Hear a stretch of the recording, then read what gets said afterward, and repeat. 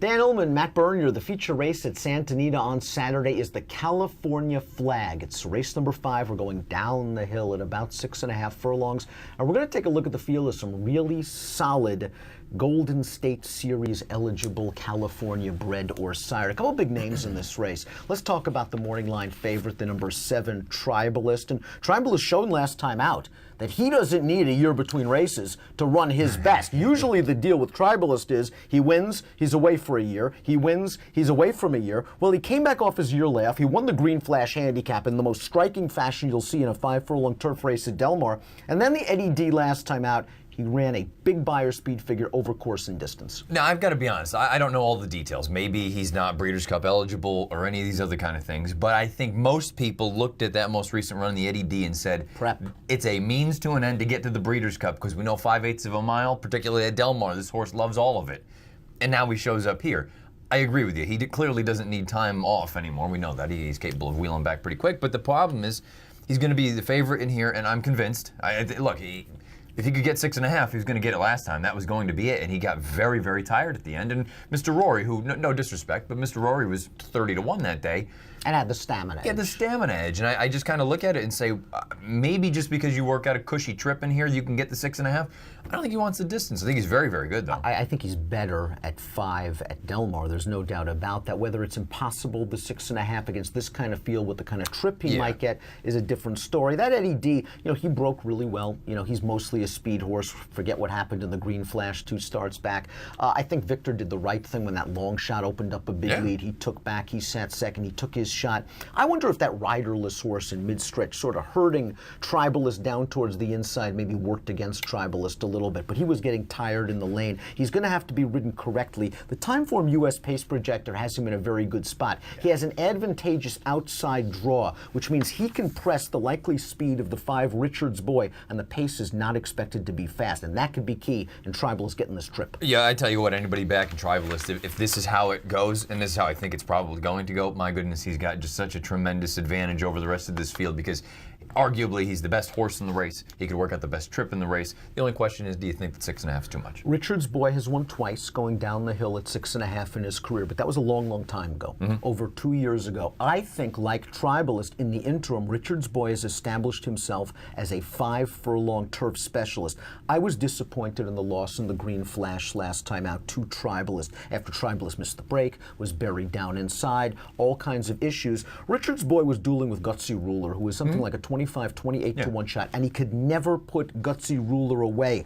Now you look at a big month gap in the work tab in the interim. Richards Boy may make the lead, but if Tribalist is breathing down his throat, I prefer Tribalist. And you know what, though? Even if Richards Boy was coming into this with no hiccups as far as workouts are concerned or anything like that, to me, it was just blatantly obvious that after the Green Flash, Tribalist is just a better horse, I think, because considering the 2 horses that dueled on the front, both Richards Boy and Gutsy Ruler, they still stuck around. They finished 2nd and 3rd, and Tribalist had just the most outrageous trip you've ever seen after the way he started, and he still won.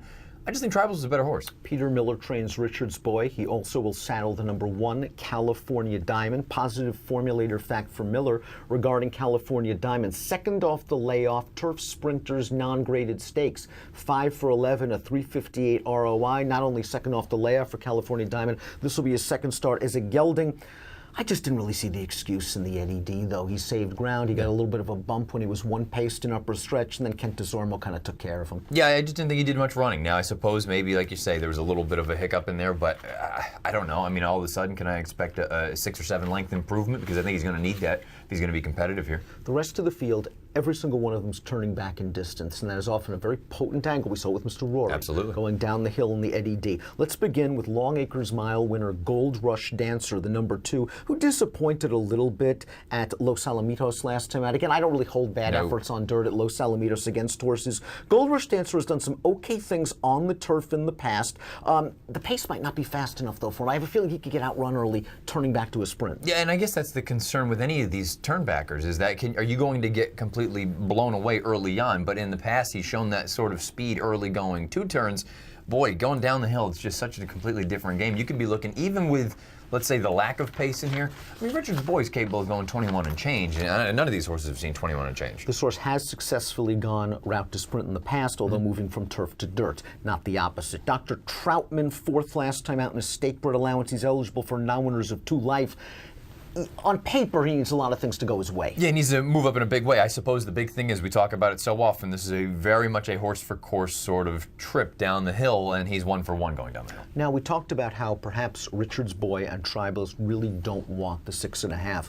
El Tovar might be a little bit cheap on paper, but the last 2 times he went down the hill, he came from off it, he won both times, and he didn't embarrass himself against Gutsy Ruler, much improved, 2 back going 5 at Del Mar, and he didn't embarrass himself against Allowance Company going 2 turns. So I think this is a sleeper candidate that might be able to spice up your tries on the bottom. 100%. I don't know that I'd be trusting him on top or even using him a ton underneath, but I do think he's the kind of horse that can come with a late run. I agree, a little bit cheap on paper, but there's no reason to think that, again, 7-horse field. It's not like we got a ton of things going on here. Let's take a look at our top selections for the California Flag Handicap. I like your top pick in here, the number 6 B Squared. After the West Virginia Derby, after the Oklahoma Derby, I think we went on weekend wrap both times and said, you know what B Squared needs? He needs a cut back in distance. I never thought it would be turf, but you know something? It's a pretty good idea considering this horse is already a stakes winner on grass.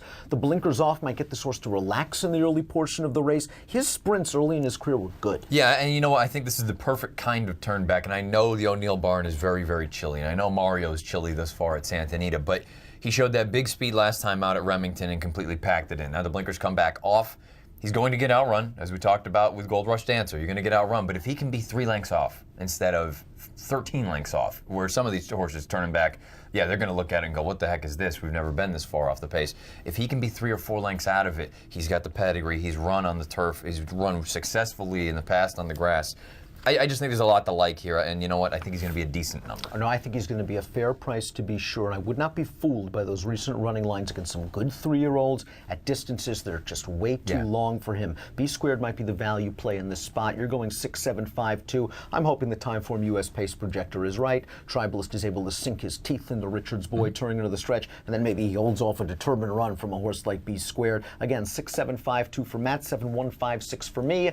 In the California Flag Handicap, if you're playing the Santa Anita Saturday card from home, please sign up to DRF Bets. A $300 bonus awaits at drf.com/fall when you use the promo code FALL300. Approximate post time for the California Flag Handicap race number 5 at Santa Anita on Saturday, 2:30 Pacific. Good luck.